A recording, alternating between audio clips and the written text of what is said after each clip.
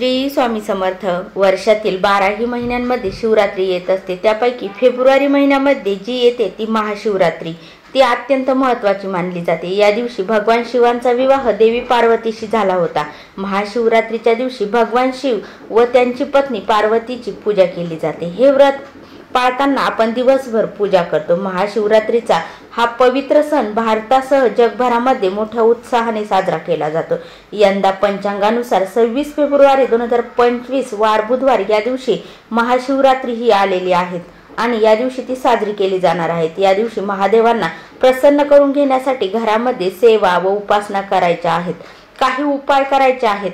असाच एक उपाय आजच्या या व्हिडिओमध्ये मी तुम्हाला सांगणार आहे। त्या अगोदर तुम्ही चॅनलवरती नवीन असाल तर चॅनलला सबस्क्राइब करा, व्हिडिओला लाईक करा आणि कमेंटमध्ये ओम नमः शिवाय अवश्य लिहा।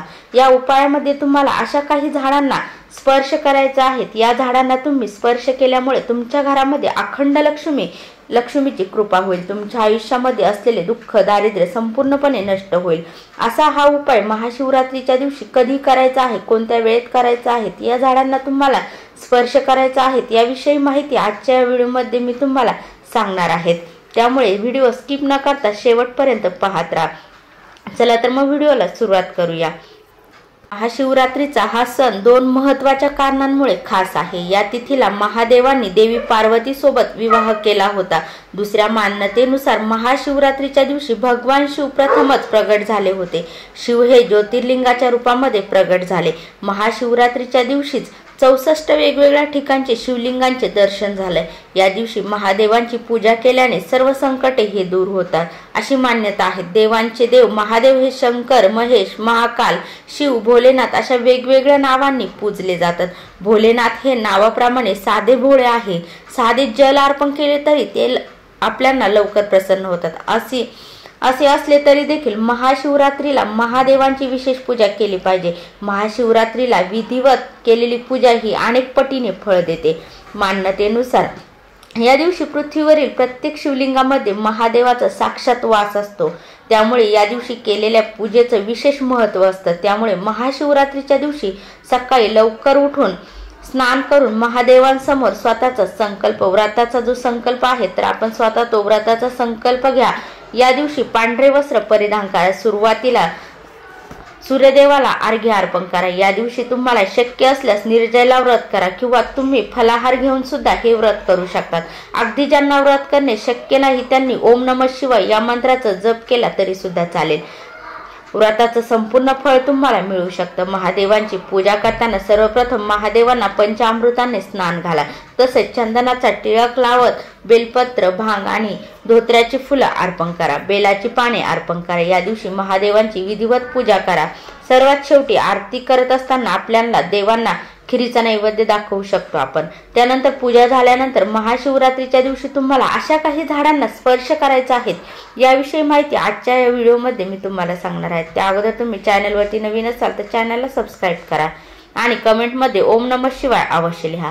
धार्मिक श्रद्धेच्या आधारे अशी काही झाडे आहेत जी पूजा करण्यासाठी या अत्यंत महत्त्वाची मानली जातात। आज अशाच 3 झाडांची आपण माहिती पाहणार आहोत। असे म्हणतात की या 3 झाडांची पूजा केल्याने श्रीमंती आणि समृद्धी आयुष्यात येते। रोजच्या आपल्या धावपळीच्या जीवनामध्ये आपल्याला या झाडांची पूजा करणे शक्य होत नाही, परंतु काही विशिष्ट तिथींवरती पूजा, सेवा, उपासना केल्यामुळे आपल्याला त्याचं फळ जे असतं तर ते मिळत असतं।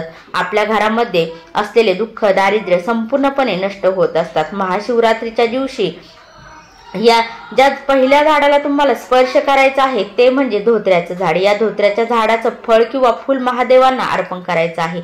बघा, महादेवांना धोत्र्याचे फळ असेल, फूल असेल, बेलाचे पान, भांग अर्पण केलं जातं। असं केल्याने महादेव लवकर प्रसन्न होतात। संपूर्ण पूजेमध्ये धोत्र्याचे फूल किंवा फळ असणं अनिवार्य असतं।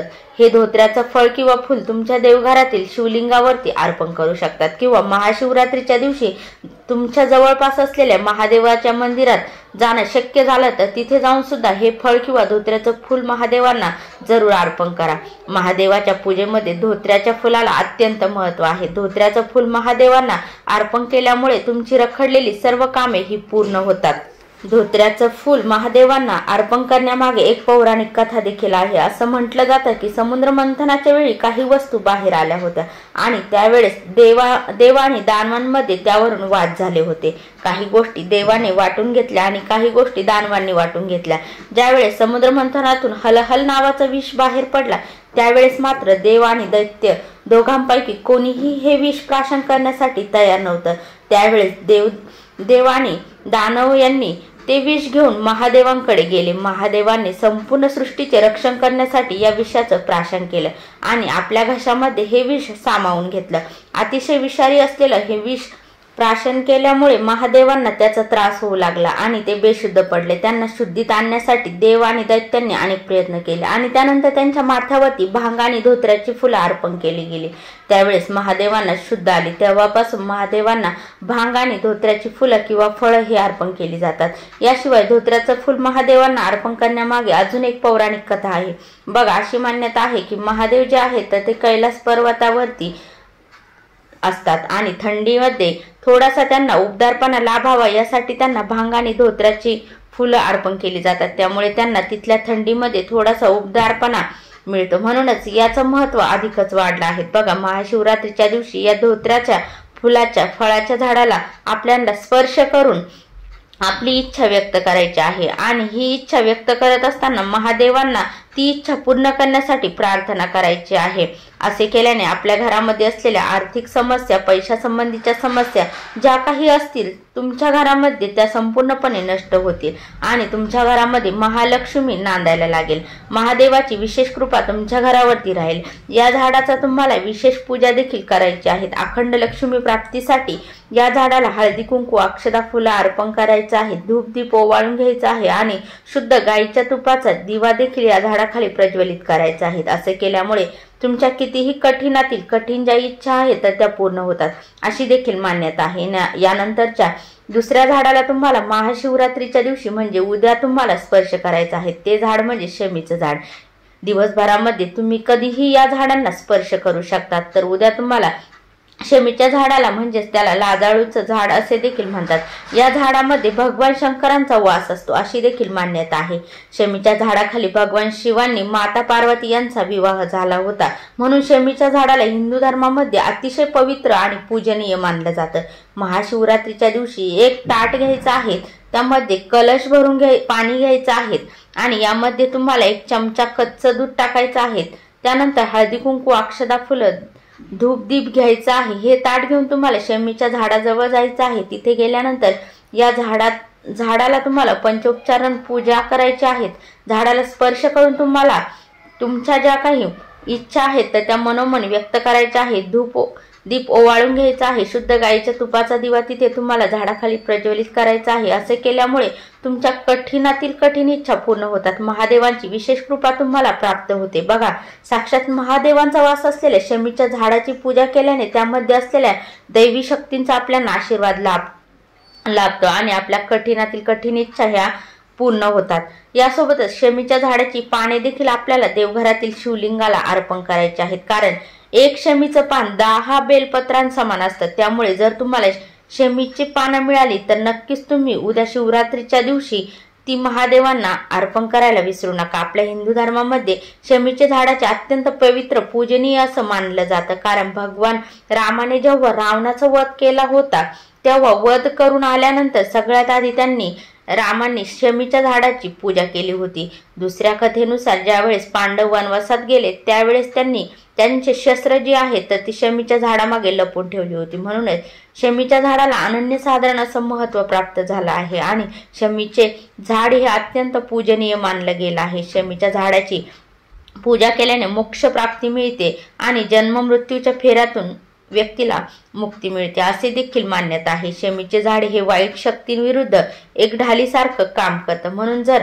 शक्य असेल तर शमीचं छोटंसं रोपटं आपल्या अंगणामध्ये हे असावं। शमीच्या झाडाची पाने ही नकारात्मक शक्ती खेचून घेतात। घर आणि घरातील सर्व शक्तींचं संरक्षण हे शमीचं झाड करतं।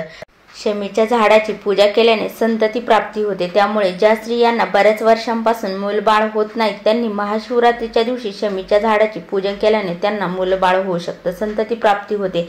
त्याचबरोबर शमीच्या झाडाची पूजा केल्याने चांगलं आरोग्य आपल्याला लाभतं। त्यासोबतच धनधान्य सुख समृद्धी कशाचीही कमतरता राहत नाही। तर या झाडाला अर्पण केलेलं पाणी पिल्याने तुम्हाला चांगलं आरोग्य लाभतं, तुमच्या सर्व शारीरिक व्याधी पूर्णपणे नष्ट होतात। आर्थिक भरभराटीसाठी अखंड लक्ष्मी प्राप्तीसाठी घरात शमीच्या झाडाला तुम्हाला महाशिवरात्रीच्या दिवशी स्पर्श करायचा आहे। जितकं महत्त्व तुळशीच्या पूजनाला आहे तितकं महत्त्व शमीच्या झाडाच्या पूजनाला आहे।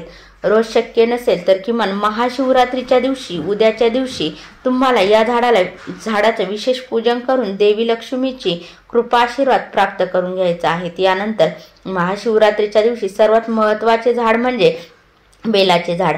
आपल्याला माहित महाशिवरात्रीच्या दिवशी बेलाच्या झाडाला स्पर्श करायचा आहे। बघा, महाशिवरात्रीच्या दिवशी बेलपत्रांच्या पानांना किती महत्त्व आहे हे वेगळं सांगायला नको। हिंदू धर्मामध्ये बेलाचे झाड हे आवश्यक आणि दैवी झाड मानले जाते। विशेषतः भगवान शिवशंकरांना बेलाचं झाड हे अतिशय प्रिय आहे। बेलाचे पान म्हणजे त्रिफला पान, यामध्ये भगवान शिव, ब्रह्मा आणि विष्णू यांचा वास असतो अशी देखील मान्यता आहे। बेलपान जे आहे तर ते ब्रह्मा, विष्णू आणि महेश यांच्या 3 डोळ्यांचे सूचक करतात। हे 3 डोळे म्हणजे बुद्धी, ज्ञान आणि निर्णय क्षमता अशी मान्यता देखील आहेत। शिव महापुराणात बेलाच्या झाडाचं विशेष महत्त्व, बेलाच्या झाडाचे पूजन फक्त मानवच नाही तर देवी देवताही करतात, इतकं महत्त्व बेलाच्या झाडाला आहे। पुराणांनुसार जो कोणी भक्तिभावाने बेलपत्र महादेवाला अर्पण करतो त्याची सर्व संकटे, दुःख हे महादेव दूर करतात। बेलाचे पान हे महादेवांची ऊर्जा आपल्याकडे आकर्षित करत असते। त्यामुळे तुम्हाला नोकरी व्यवसाय संबंधित काही समस्या असतील, जे नोकरी प्राप्तीसाठी तुम्ही प्रयत्न करत असाल तर बेलाच्या झाडाची पूजा केल्याने तुम्हाला नोकरी प्राप्तीचे योग जुळून येतात। तसेच अकाली मृत्यूपासून सुद्धा आपलं रक्षण होतं। यासाठी आपल्याला महाशिवरात्रीच्या दिवशी बेलाच्या झाडाचे सुद्धा पूजन करायचे आहेत। महाशिवरात्रीच्या दिवशी बेलाच्या झाडाचे पूजन करत असताना अक्षदा अखंड घ्यायच्या आहेत। कुठेही तुटलेल्या फुटलेल्या अशा अक्षदा आपल्याला घ्यायच्या नाही। अखंड अक्षदा तुम्हाला बेलाच्या झाडाला अर्पण करायच्या आहेत। शुद्ध गायीच्या तुपाचा 1 दिवा प्रज्वलित करायचा आहे। या दिव्यामध्ये 2 वाती असाव्यात आणि हा जो दिवा आहे तर तो प्रज्वलित करून तुम्हाला बेलाच्या झाडाजवळ ठेवायचा आहे आणि त्या दिव्याखाली आपल्याला आसन म्हणून एखादं झाडाचं पान किंवा फुलांच्या पाकळ्या ठेवायच्या आहेत। यानंतर तुम्हाला तुमची इच्छा जी आहे तर ती मनोमन व्यक्त करायची आहेत आणि यानंतर बेलाच्या झाडाला 11 प्रदक्षिणा घालायच्या आहेत। अशा प्रकारे महाशिवरात्रीच्या दिवशी या 3 झाडांना आपल्याला उद्याच्या दिवशी स्पर्श करून त्यांचं पूजन करायचं आहे। या 3 झाडांची उद्याच्या दिवशी आपण त्या झाडांना स्पर्श करून पूजन केल्याने 7 पिढ्यांचं आपलं जे दारिद्र्य आहे तर ते नष्ट होईल। घरामध्ये अखंड लक्ष्मी जी आहे तर ती नांदेल। व्हिडिओ आवडल्यास लाईक, शेअर, कमेंट करा। चॅनलवरती नवीन असाल तर चॅनलला सबस्क्राईब करा आणि कमेंटमध्ये श्री स्वामी समर्थ अवश्य लिहा। ओम नमः शिवाय अवश्य लिहा। श्री स्वामी समर्थ। जय जय स्वामी समर्थ।